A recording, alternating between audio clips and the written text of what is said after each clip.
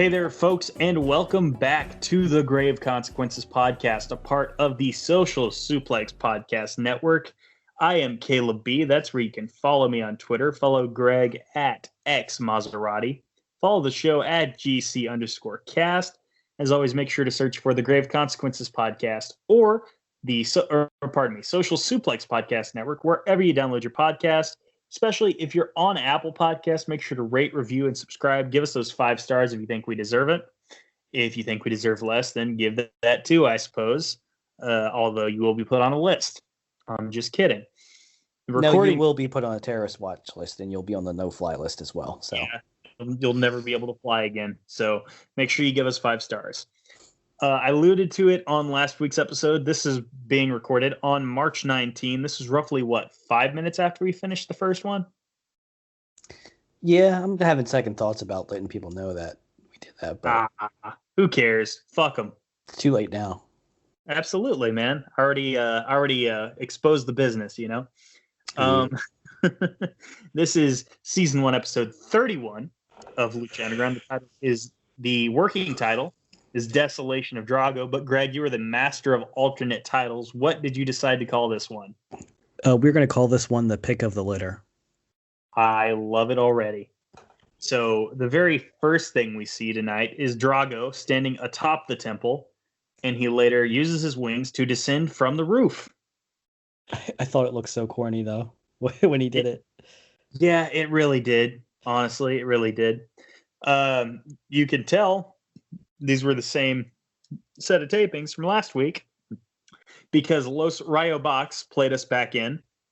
And the first thing Vampiro did was apologize for getting in the ring. He said, "I know the show's not about me," which that told me, hey, the show's scripted. Yeah. He definitely thinks it is, but Absolutely. Stryker said, "You know what? Professionally, it may be unprofessional, but personally, you did the right thing, and thank you." So we've got that going for us. Did he? First, see tonight. Yeah, what's that now? Did he really do the right thing? I mean, he didn't let Pentagon break Sexy Star's arm, so yes. It was a submission match. Snap or tap. The match was already over, Greg. I don't know. I'm on the fence with this one, so but we can keep moving. I love how Greg decided to work heel on this episode. That's going to be a change of pace. Dario Cueto is telling us that, you know, for weeks we've been building up this great show, and this will all culminate with Ultima Lucha, which is basically their WrestleMania. He didn't say as much, but it's kind of implied. It says the main event of Lucha, or of Ultima Lucha, where the Lucha Underground champion defends their title. Their opponent will be decided tonight when everyone who has previously challenged for the Lucha Underground Championship will be fighting to determine the next challenger. And this included Cage, King Cuerno, Hernandez, and Phoenix had he not been sent to an early grave, to quote Dario. That was funny. So we have got a triple threat because remember, Drago, no matter what he wants to do, whether they're standing atop the temple and descending, you know, from the roof, he's still banned. So sorry, dude. Dario Cueto then reintroduces us to Blue Demon Jr., and I completely forgot about this. But Dario says, you know, like, Damon, I want you to get the ring rust off of you. So I'm giving you a match tonight. And it's a rematch with Chavo Guerrero. And it's anything goes. And Chavo Guerrero is not alone this time because he has got the living members of the crew. He's got Cortez Castro and Mr. Cisco with him. Oh, and by the way, Blue Demon, the implication is he was not told he was going to fight right away because this man was in a suit. Yeah, it wasn't a very mobile suit either, and he's not very... I don't know how old he is, but... He's old. Yeah, this match was riding on the history and the lineage of the Guerreros versus his family, and I understand there's a lot of history in it, but it's Chavo, so it's automatically losing some stars if you're a star point person, and Blue Demon's already not able to move as well at his age, Mhm. and he's in a suit, so it's just mostly brawling, I'd say. That's the thing. This was more of a story than a match because it was mostly just Damon getting the crap kicked out of him by the two members of the crew and Chavo. And one thing I thought was weird is, the crew started to do, you know, attacks from the back where Damon couldn't see him. And Castro did one, but he had a kendo stick in his hand and he put it down. Like that didn't make sense to me. I missed that. I was kind of tuned out of this match because it's not really a match. Yeah, it's Chavo. Mm-hmm. Anyway, nothing much going on here. It's 3-on-1, especially after Chavo uses the kendo stick on Damon. Chavo hits the assisted frog splash, and it's assisted in that one member of the crew grabs Damon's legs and the other member grabs his arms to where he just can't move. And Chavo hits the frog splash, and that's it. It wasn't even a this very was good setup. frog splash either, to be honest with you. No, it was not. No, and this was a setup.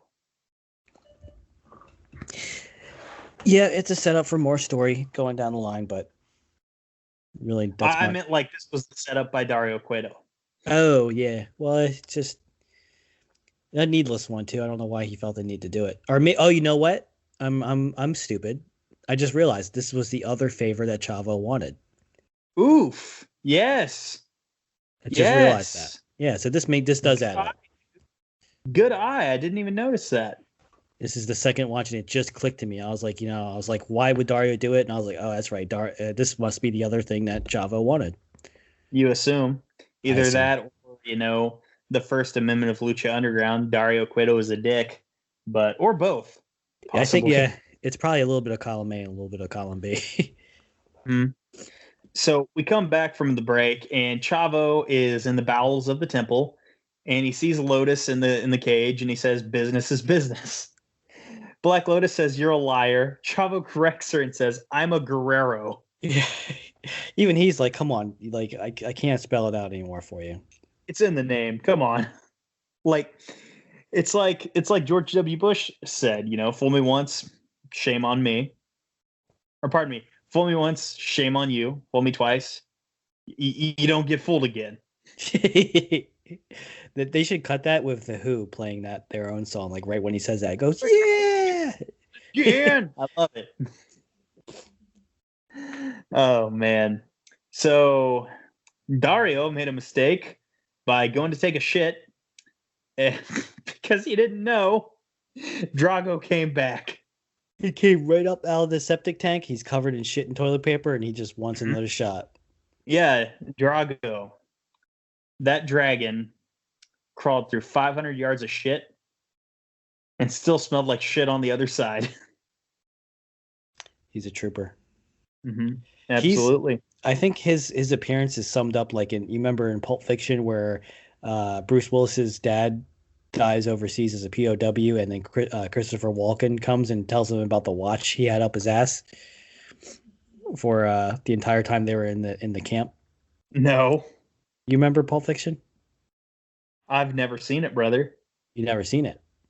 Well, I didn't spoil. I'm a young gun, sir. Well, I didn't spoil anything because it's like an opening scene for that character. But Christopher Walken was friends with a guy, and that guy kept a watch that was in their family for generations and generations. And to keep I think it's the Vietnam War, so to keep the Vietnamese from getting the watch, he shoved it up his own ass and he kept it in his own asshole until he was released. And then he gave it to his friend to give it to his son so that it would stay in the family. It's a major plot point in Pulp Fiction. Aww. Yeah. It's a good plot point, though. Yeah. But I love Drago's appearance here because, like, Dario is doing the sink in the mirror thing, and he looks up, and Drago's behind him. Dude, I would never take a shit in that temple. I would never go to the bathroom there. I would pee outside. Well, look, it's safer. That's the thing. Even if Drago didn't exist, I wouldn't go to the bathroom in the temple. Like, that place looks grungy as hell. It's dirty. You probably get tetanus. There's demons everywhere. Yeah. Like, you could run into Katrina, but you'll die. Freaking dragon lives in there. Yeah, Katrina could show up for all you know, which wouldn't necessarily be a bad thing. But yeah, you'd probably be dying soon, though. Mm-hmm. Absolutely. Drago says, I heard about the match and I want in because, hey, I challenged Puma for the title. And Dario says, but you lost and you're banned. And Drago's like, yeah, but do it. And Dario's like, well, okay, but if you lose, you're still banned and you have to take your mask off. So, I mean, it's a pretty good loophole, I think, as far as wrestling goes. this is basically when Johnny made the deal with the devil. Yeah. Who's the devil, though? Dario or Dario's the devil, dude. Drago's Johnny in this case. Fiddle of Gold title belt is made of gold, so I think it adds up. You say that, but how did Drago even know about the match unless he was there where he wasn't supposed to be, and he's stalking Dario? So I'm just saying. Fair enough. I think they're both the devil. They may be. This could be Satan versus Beelzebub. Even though I think they're literally the same guy. But either way, next up we had the debut of the Disciples of Death against a trio of Technicos. And first off, did you catch the name of the Disciples of Death? The names of the Disciples of Death? I didn't write them down, so I don't have them remembered. Well, you suck. Yeah. The names are Barrio Negro, Trece, which I'm pretty sure means 13, and El Sinestro de la Muerte. What does that one mean? The something of death. The sinister death. The sinister death. There we go. Good job. Yeah. What was the first one again? Barrio Negro. So it's something black. I don't know. I don't know what Barrio is. What? Hold on. We're going to look that up right now, damn it. Let me make sure. What was it? Sinestro? Yeah. That's a DC villain, but... Oh my God. The Black Neighborhood is apparently the translation for Barrio Negro. That can't be. It's got to be a different translation. I'm telling you, Barrio means neighborhood. Maybe neighborhood means something different in Spanish sometimes. District, quarter, suburb, borough, precinct, neighborhood. Yeah, that's it. I guess. Oh, all right. I'm going to be the dark cul-de-sac. I believe you. I'm going to be I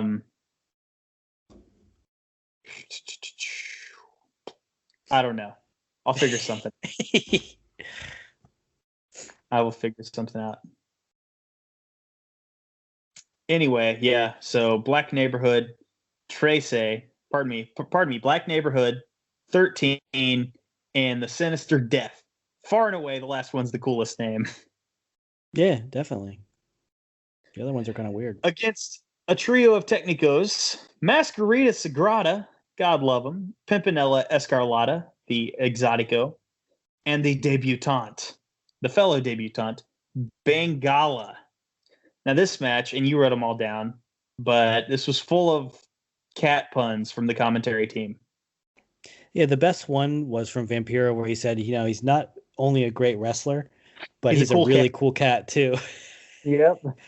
They call him the pick of the litter. I didn't write them all down. I just wrote down the ones I couldn't time. One of the other phrases that they said that I liked is when Pimpinella did the spot where Taguchi would, where he goes into the corner, but he sticks his ass out so someone will run into it. And Vampiro said, watch out, you might lose an eye. Jesus Christ. So I'm going to be honest with you. This debut kind of sucked. Because Bengala? Or for the trio? No, for the trio. Because they let the Technicos get a lot of offense in on him. And think what you want of Pimpy and Masquerita, but they're full-blown comedy acts. They shouldn't be taking this much offense. Although, I will say I can see where they were coming from with something they did to turn the tide. Yeah, well, I think they were trying to do the supernatural Jason Juggernaut kind of role where they're going to get their ass whooped, but they're inevitable to lose to. So I think that I understand what you're saying, but I think that's what they were trying to go for is they're going to get their spots in, but these guys are going to win eventually. If you remember what the turning point was Katrina giving the lick of death to Pimpy. Yes, and it was like blood in the water for a bunch of sharks. Mm-hmm. Absolutely. Oh, another thing Vampiro said that made me chuckle, because we know Masquerita is a mini, but Vampiro says that Masquerita is the only guy he knows that takes 753 steps to get across the ring. Vampiro loves it when he gets beat up. Like he Mm-hmm. loves it. Yeah, it's kind of perverse in my opinion. Yeah, it might be. Yeah. So, anyway, the Disciples of Death get the win. Oh, by the way, for future reference, for those of you who may not remember, Barrio Negro is the luchador that's in the shirt. The other two, I can't differentiate. I'd have to be watching. It won't matter for Quite some eventually. time. Eventually it won't matter. You won't have to. Anyway. Yeah. Anywho. Okay. So, what did you think of the debut of the Disciples of Death? I actually liked it because I kind of I figured they were going for that, that zombie undead character, like, the Undertaker popping back up, or Bray Wyatt doing the Exorcist girl crawling thing, like Flair, yes. and then Katrina controlling them by licking, who she wanted dead, and then they all pounce. And dude, it's a guilty pleasure, but I like Pimpinella and I really like Bengala a lot. So it's one of those things where I like it, but it also had a lot of elements that I like. I mean, the puns were killing me because they were so terrible. Vampiro had some dad jokes which were killing me. So I happen to be the demographic that they were targeting with this match. I think. I think that might be the case. Yeah. So next up, Johnny Mundo is in Dario Cueto's office, and Johnny says, "Hey, why the hell am I not in that title shot? Why am I not in that title contender match?" And Dario says, "You know what? You don't get it. Like, I want you to go in as champion, because you know what? When I said I want a fresh start, I want a fresh start, and you really won me over when you showed that tenacity, when you put Alberto through my office window." And that tells you the kind of person that Dario is. When he says he likes violence, he really does, man. And Dario says, "You know what? Like I said, I wanted a fresh start, and so you punched me. Big deal. Who cares? I look great in sunglasses." I'd like that line. That was funny. Yeah, yeah, and yeah, like I said, Dario respects Johnny's bloodthirst, and Dario says, "So you think you're better than Prince Puma?" And Johnny says, "No, I know I'm better than Prince Puma." So Dario proposes for the first time ever in the temple, Prince Puma defending the Lucha Underground Championship against Johnny Mundo all night long. Word to Lionel Richie. All night long essentially means one match, one show. This is going to be an Iron Man match. I'd say it's a landmark episode too.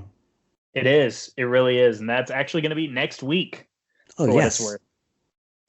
Yeah. Dario proposes a toast to new beginnings, and Johnny Mundo says, "And a new champion." And they drink. So, Johnny Mundo, if there was ever any doubt, Johnny Mundo is full-blown heel. Yeah. I mean, don't you dare. He put Berto through a window, buddy.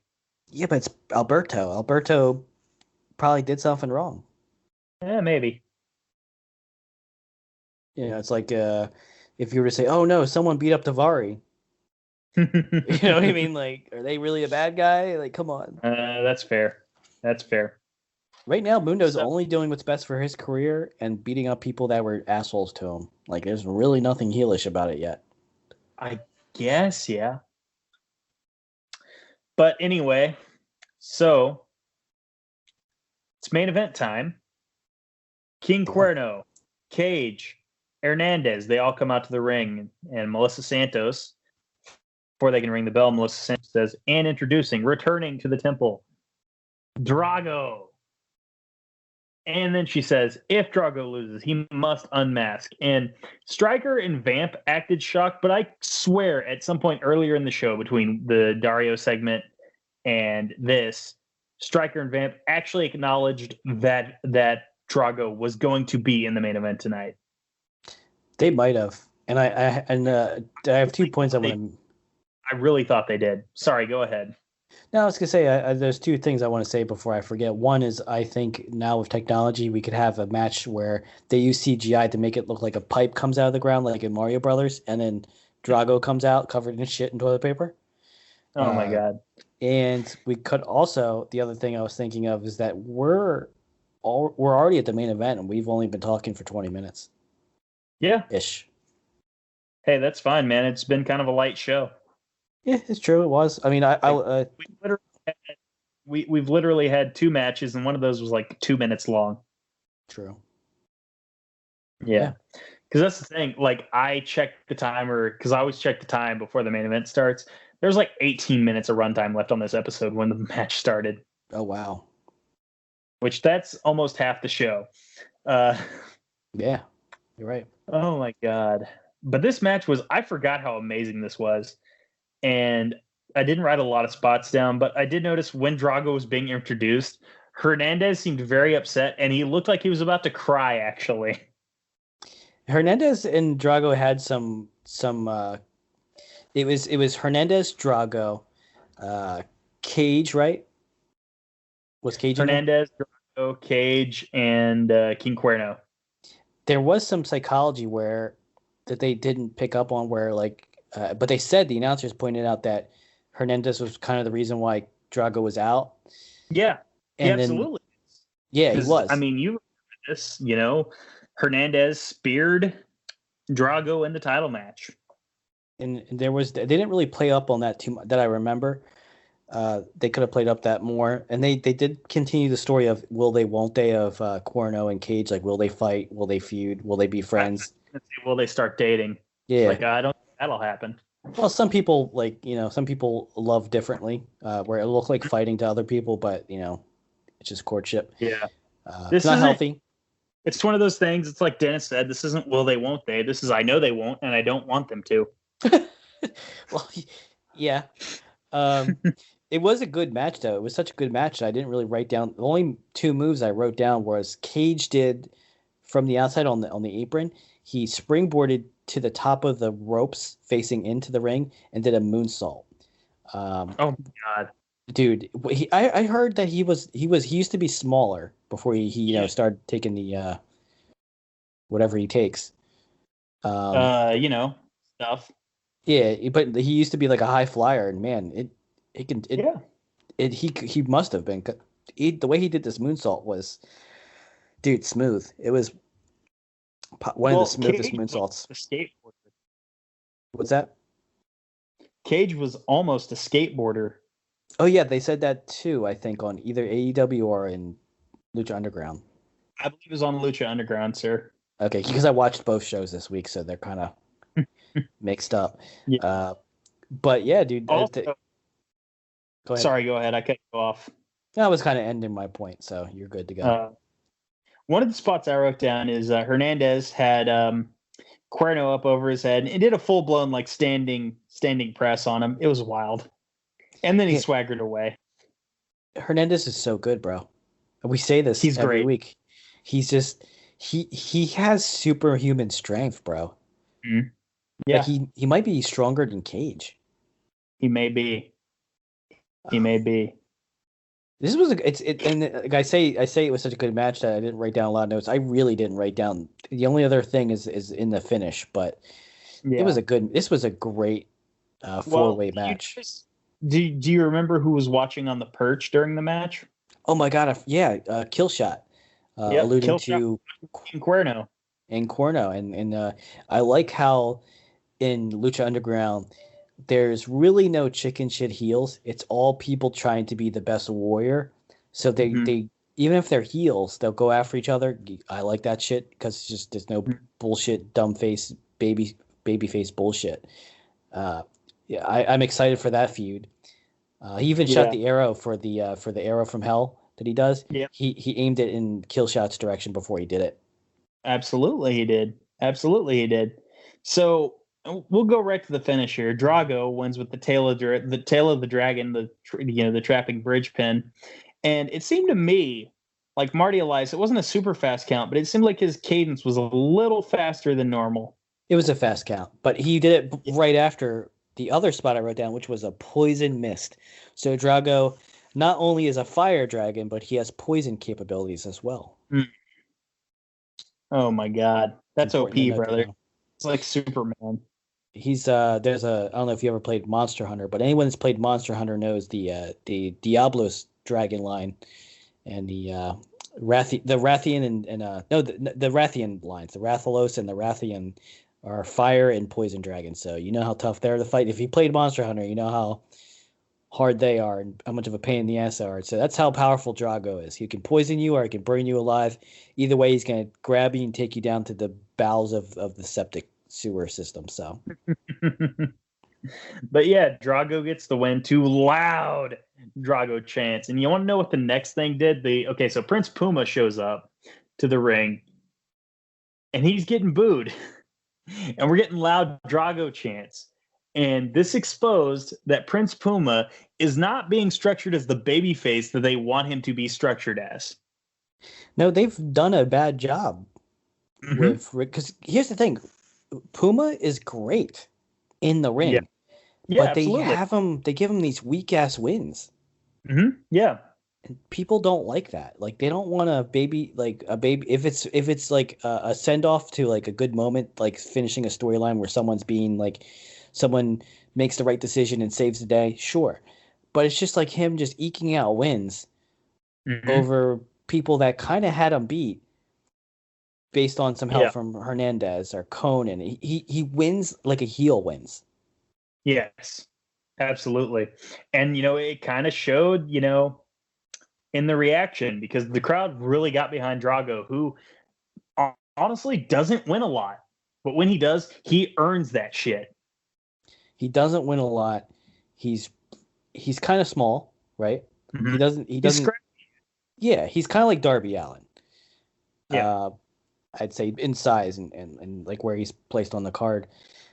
But it just shows more, like you said, how bad of a job. And we're you could even say we're nitpicking, but it's just rewatching Puma's reign is kind of painful sometimes because it's like, Jesus Christ, can't this guy get like a clean fucking win? Yeah. He's the champion.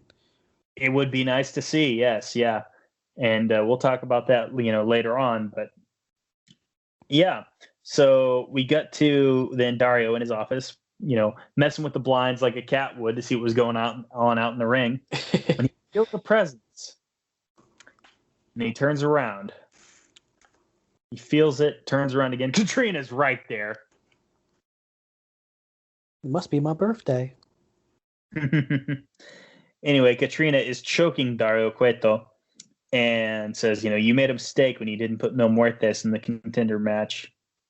And Dario says, well, Mil Muertes didn't ever face Prince Puma.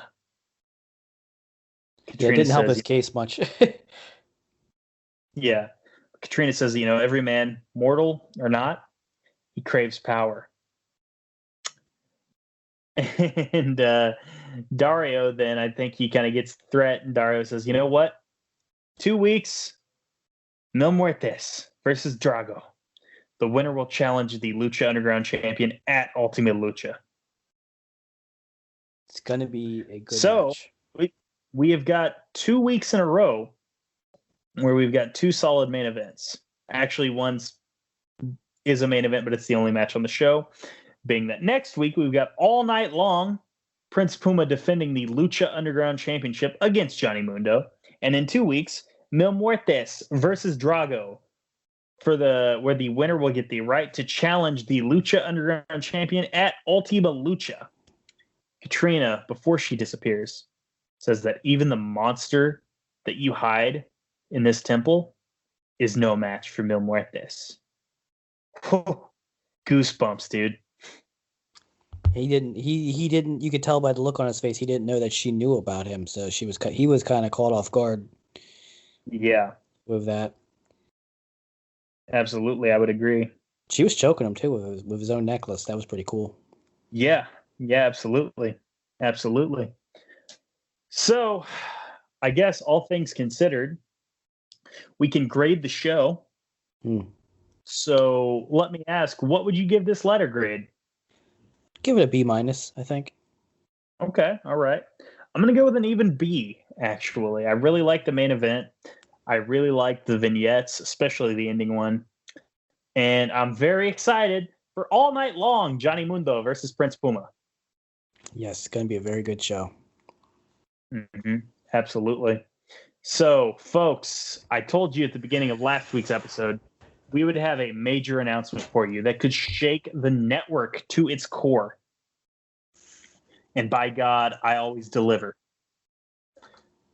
So, Greg, for the longest time, this show has dropped on Thursdays at 6:30 a.m. Eastern Time, correct? Actually, no, I've been dropping it at 7. Even. Mm. Yeah, you said that on one show, and I was surprised. I was like, what does he mean by 6:30? I have always been doing it by 7. That's what time James said to do it. It was at 7. Can't do it at 6:30? You can. I just been doing it at 7 because that's what we said originally. Let's do 6:30. So, okay. Anyway. I mean, we can do. We can actually. I don't think the time's an issue. I think it's just the day. Thank you for taking the wind out of my sails, buddy. But You're welcome. Still have this. Either way, this is going to change the network. It's going to shake it to its core because the shows will now drop on Thursday morning at 6:30 a.m. Central Time. That's right, folks. We're sorry you're going to have to wait 1 hour longer to download the show, but trust me, it will be worth it each and every week. 6:30 a.m. Central Time, 7:30 Eastern, starting April 8th. And I guess a happy April Fool's Day to you fellas out there for listening. And ladies, we know 50% of our listenership is female. Wait, you said they would have to wait longer, but we're dropping it sooner. No, we're not. You don't know how time works, do you? You said the East Coast. Yeah, we're dropping it at Central Time, not Eastern Time, sir. Greg, you know it's 7:20 over there, right? Wait, what are you trying to do? What time? You keep doing 6:30 and 7:30, but like, why don't you just pick like a flat hour? Why does it have to be the 30? That's what I'm confused about. Jesus Christ, Greg, 6:30. Prince Puma does a 6:30. Oh, wow! You're killing me. I thought we have discussed this before. We have. We totally have. Huh. Did you play football in high school, sir? No. So what time do you want it? 6:30 Central Time? 6:30 Central Time. Yes, okay. Sir. Okay, we can do that. I've been so confused on why you want it at 6:30 for the longest time. I'm like, why does he keep focusing on the 6:30? This makes no sense to me. Next time. I'm like, why is he running at 6:30? Why can't we do it at 6? Why can't we do it at 7? It's a whole ass bit, bro. Hey, I mean, even I wasn't in on it. That's how close you played it to the vest. So I mean, kudos to you. Kudos to you. I guess, yeah. So, folks, check out all the other shows in the network. All Things Elite, that's AEW based. That is hosted by Floyd Johnson and Austin Summerwitz. Also, 8-Bit Suplex, that is hosted by Heel Josh #2, Josh McLaughlin, and Shooter Santos, Sandy Gaviria. That is Impact and video game based. If you want your WWE stuff, there are several options here. You can go with Ricky and Clive. That's a Scottish show. Love those guys. Great guys. If you want, you can go check out the original show on the network, One Nation Radio, hosted by Rich Latta and James Boyd. They not only talk, all sorts of wrestling that intrigues them, including Stardom, from Dr. Joshi there, but also, they'll talk politics, they'll talk sports. They go all around the map, and it's really appreciated. If you want a New Japan-based product, you can listen to Keeping It Strong Style with Jeremy Donovan and Josh Smith. By God, I almost forgot the young boy's name. That would have been great. Grown Men Watch This Shit. That is independent based. That is James Vanderbeek, not the star of Dawson's Creek, and Chris Things. Great Match Generator. If you want to talk about a great match that is randomly generated, if you want to hear someone talk about that, you can listen to DJ Cooks every week. Did I forget anybody? Did you do All Things Elite already? Yes, sir. That's everybody, I think. Yeah. Hell yes, dude. We did it. Oh, by the way, check me out every Wednesday night after NXT and AEW Dynamite on Eddie and Caleb Serocast. That is not a part of the network, but I still want you to download it. I really do. And I would appreciate it quite a bit.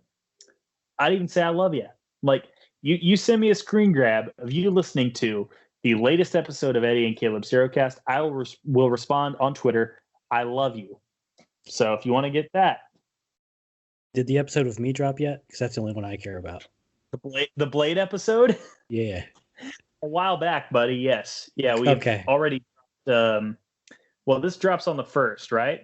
Well, this will, but I'll edit this out because it has nothing to do with me, and I'm only care about me. So leave it on. We can leave it on. It's not a big deal. I'm gonna bleep it out. Don't dare. So by the 1st, our Pootie Tang episode will have dropped. And also, I'm going to invite you here on the air because on Monday, we have to record Blade 2. And I was wondering if you would be interested in joining. And feel free to say no. You're not obligated. I'll probably rag on it because I hate Blade 2. Oh. Yeah, it's not a good movie, in my opinion. You're still welcome, though. You're still welcome if you want to, again, but you are not obligated. Let me get back to you just because I have work stuff going on, but yeah, also you still gotta watch like Falcon and Winter Soldier and the Zack Snyder Justice League and blah blah blah. You know, I'll probably watch Justice League before I watch Falcon and Winter Soldier.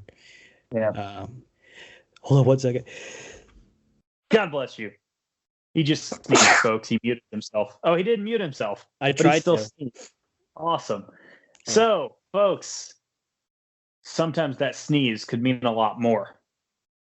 And sometimes when that sneeze means a lot more, the only thing you have to suffer is grave consequences. I might have AIDS.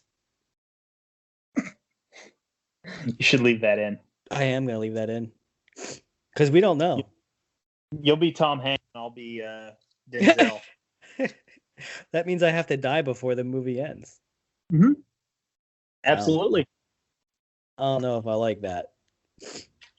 We could do the Romeo and Juliet part where you act like you poison yourself, and I go and kiss you, and then kill myself, and then you kill yourself.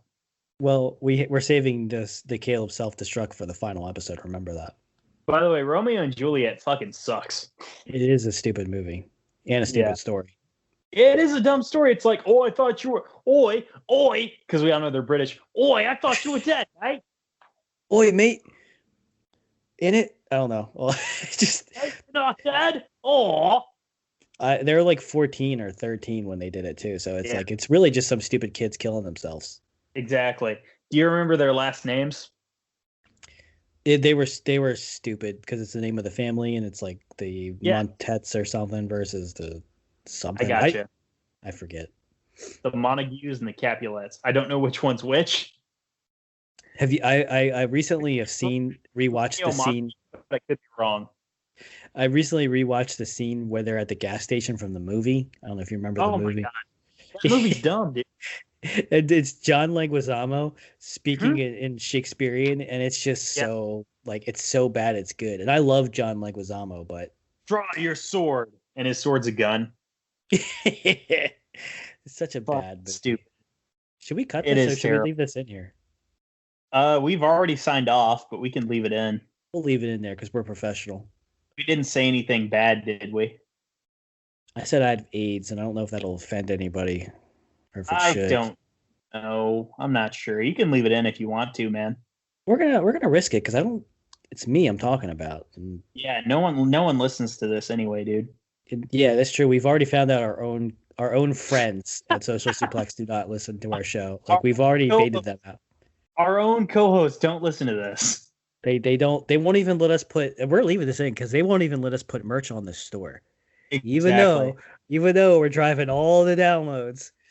We got the hot demos. We carry. Yeah, we got that 18 to 49 demo on lock, baby.